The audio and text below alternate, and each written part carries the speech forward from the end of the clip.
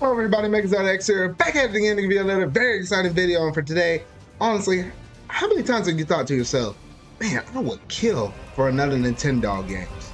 Alright, a little too casual for you? Alright, well let me shoot another one at you. What about another Mother or Earthbound game? Well, we all know how that goes. Come on, Reggie, give us Mother 3! How about this instead?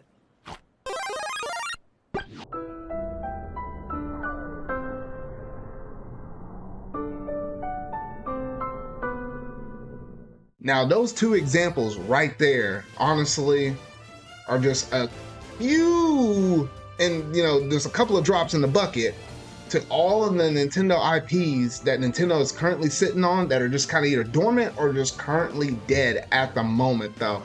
And in today's video, I just want to talk about what happened to a lot of Nintendo's second and third party IPs and just kind of sit down with y'all and just kind of talk, what's kind of going on, what's the big picture, why we ain't getting a lot of these games and stuff like that, though. It's kind of reminisce on some of these older titles because if you ain't like a Legend of Zelda, a Mario, a Splatoon, or an Animal Crossing, something like that, it's been a while for a lot of these games since we had another game. And even for some that are kind of like what you might consider A or high B tier that normally consistently usually used to get some, there's some games like that I'll talk about here in a little later in the video that we hadn't been seeing a lot of here lately, though. So yeah, so that's what I kind of want to talk about in today's video. But if you hadn't already done so, make sure you're going to hit that like button, go ahead and hit that subscribe button and that bell to stay up to date on all things video game related I feel like talking about and discussing here on the channel. But without any further ado, let's go ahead and jump straight into this video.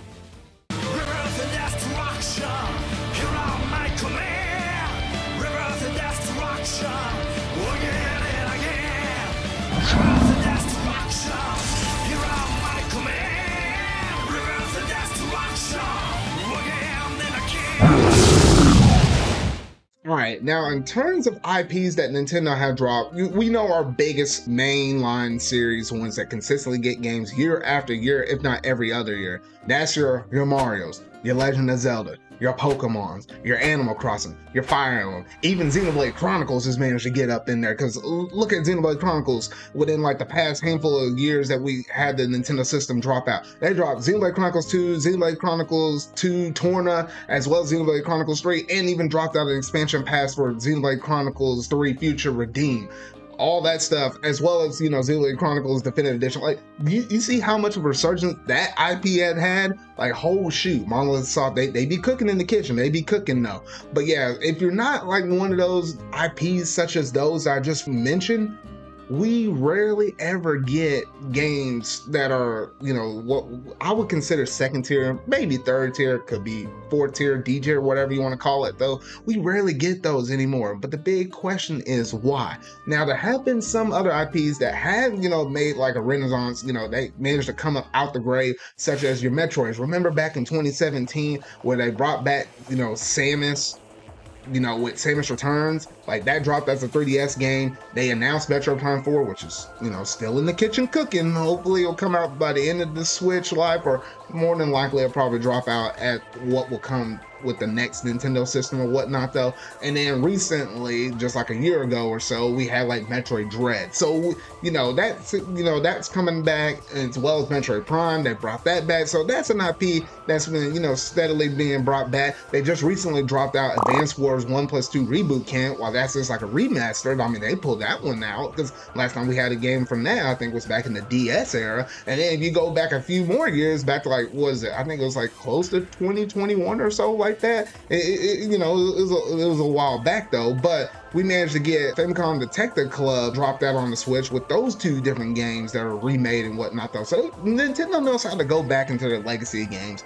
pull things out the grave, and give us either new remasters or remakes on certain things, which is really, really nice. Even with, Fire Emblem and whatnot, though, they went back and dug up Fire Emblem Gaiden and made, Fire Emblem Echo Shadows of Valentia, though, but that's kind of in the, the high-end IPs and whatnot, though. But in terms of those games that used to constantly get some, let's talk about my buddy over there, Donkey Kong, because Donkey Kong, like, what the heck has happened to my boy? Last time he got a game, and I'm technically, you can kind of split it up whatever way you want, But like last time he got a game was back within 2014 with Donkey Kong Country Tropical Freeze. That's a freaking phenomenal game. Probably one of my best favorite platformers of all time. That and the two Ori games and whatnot though. But to go that long without a brand new game, yes, I know they kind of re-released the game and added that new funky mode up in there for the Nintendo Switch version in the early lives of the Switch.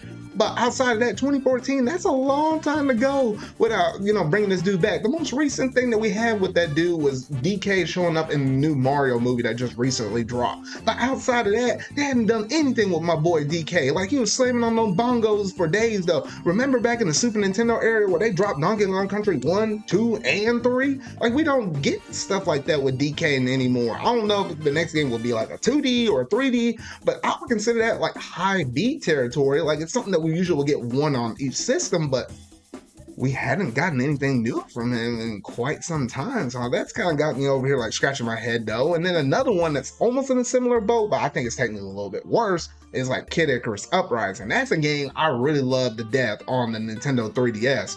But, that dropped in that first year for the 3DS launching right there. But we hadn't heard anything since. I thought that game was freaking phenomenal. I thought we would at least either have like a remaster or a remake or something like that dropping out on the Switch. And then maybe if, they show up with a big enough fan base. I feel like the thing that was kind of working against with that game was the control scheme mechanism. It's like you either have to play that thing either on that little that little prop stand that they gave you, or halfway playing it on one of your knees. The controls was like the main hang-up, but if you're playing that with a pro controller or whatnot, there wouldn't be much of a hang-up at that point though. And I think that's the reason why it did okay, but it could have done a whole lot better. But if you brought that mess to the Switch, with modern controls, I think it would do freaking phenomenal though. But why we hadn't gotten anything since then, I don't know. Maybe you know the answer to that one though. But those are a couple I thought we should have had something, but yet we still don't have anything. Now looking at some other games a little further along in the pipeline now, FZero. I think we're long overdue for this one. Yes, I know the big, main competition that FZero probably have will be Mario Kart. We know Mario Kart 8 Deluxe is, kicking in sales. It's still being number one on top of, as the highest selling Switch game, just period and whatnot though, which is, great in its own right. It managed to get its own DLC waves where it's dropping out in multiple ways, and we're still getting courses to this day though. But I figured with the high success of Mario Kart 8 Deluxe, it made sense for you to go ahead and, just sneak that FZero in. It doesn't necessarily have to be a brand new game since, it's been kind of a dormant IP. Last time we got a game in that series was back in 2003 with F-Zero GX, or if you happen to be living in Japan and you had Climax, that was in 2004. But I was thinking, I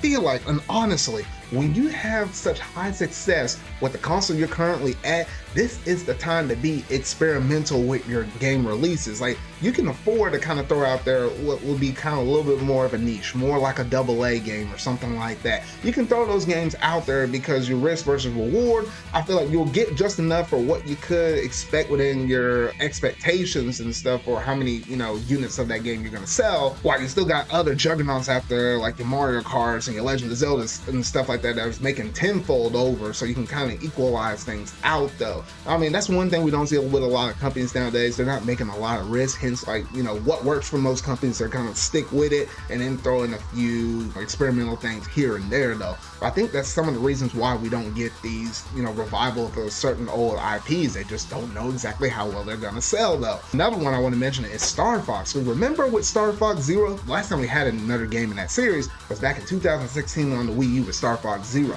I thought that game was okay for the most part though. But the main hang-up I personally had with it was just the fact that it kind of felt like it was that same formula that we had with Star Fox game over and over and over. I feel like they need to do something crazy to the level of, what's that game? Oh yeah, Starlink Battle for Atlas. I feel like they should do something like that, where it's kind of like an open world-ish setting where you're kind of moving around on spaceships and stuff like that, moving from planet, jumping into space, back to planet. I feel like Star Fox has to go in a completely new way. I felt like they've been kind of, stumped on what Star Fox should be doing though. But the fact that it's been that long since we had another new one, I'm like, what are y'all doing? Like the formula Ubisoft almost set up I feel like that's like your ground level foundation of what you could do, and then obviously put your Nintendo spin on it, you know, just kind of build upon it or whatnot though. But I feel like there's a lot of things you can do with Star Fox, and I felt like it was just time to, you know, bring Star Fox back into the fold. And I think outside of those games right there, then you kind of get into a little bit more niche. Like you have your Punch Outs, Golden Sun, and Rhythm Heaven. Like all three of those, like those are games that some of our last entries for those have been like back in the Wii era. Rhythm Heaven, we have something a little more recent, like that was back in the 3DS era though. But for a lot of those, we're talking about the early 2010s and stuff like that. And honestly, I'm like, I don't know why it's been taking so long for us to get those games. Yes, I know it's going to be a little trickier to bring those back up into the current market though. But I mean, at the end of the day, like, you know, for every high success, you gotta throw a bone or something like that to your older IPs. Or even if you don't just even do that because you're kind of worried about the risk factor or whatnot though, license it out. Let some other studio do it or something like that. You know, just kind of keep an eye on them and see exactly what they're doing though. But I feel like if you kind of spread your IPs out and make sure that, you know, you have other people working on it besides your main bread and butter companies like your Retro Studios or your Next Level Games or your Monolith Sauce or whatnot though. If you can't give it to one of them or something like that, or your R&D that usually does your Mario games, then, you know, outsource that mess. That way we can kind of get a little bit more variety on our plates for us to kind of consume as consumers and whatnot. There's a lot of different ways that you can kind of handle this mess in terms of dealing with your old IPs. And if it, for some reason, if it's just, you know, super old and super experimental, something like a Sin and Punishment or something like that, it's good that we have services like the Nintendo Switch Online where you're able to drop a game like that on, even if you weren't going to do anything new or remaster or anything like that though. So yeah, so that's just honestly some of my thoughts on why in the world we hadn't seen second and third tier IPs just not showing up. It's just purely because of the business strategy of it though. But some of it can literally come down to the management and whatnot though. I feel like there's a lot of ways how Nintendo could still be able to kind of offer some new things and whatnot in comparison to, you know, having just your consistent ones dropping out there. But I will give respect where respect is due, because Nintendo did manage to drop out quite a bit of new IPs, which is probably the next best thing in comparison to, you know, just giving us our consistent main ones that we know we're going to get it though. But they did manage to drop some brand new ones. Remember when they dropped ARMS, Astral Chain, Snip Eclipse, Ring Fit Avenger, 1-2 Switch, Ever Oasis, Miitopia, Labo, Game Builder Garage, you know, all of that stuff that managed to drop out there. I mean, they do good with experimenting with new IPs because you never know what's going to stick. Like, remember when Splatoon dropped?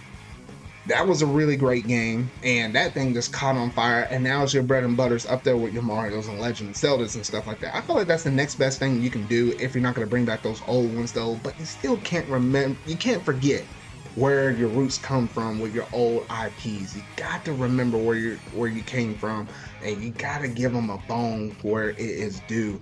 I'm sick and tired of not having another new Donkey Kong game. It's about freaking time that we have a new Donkey Kong game, man. I want a new Punch Out, man. I want a new FZero.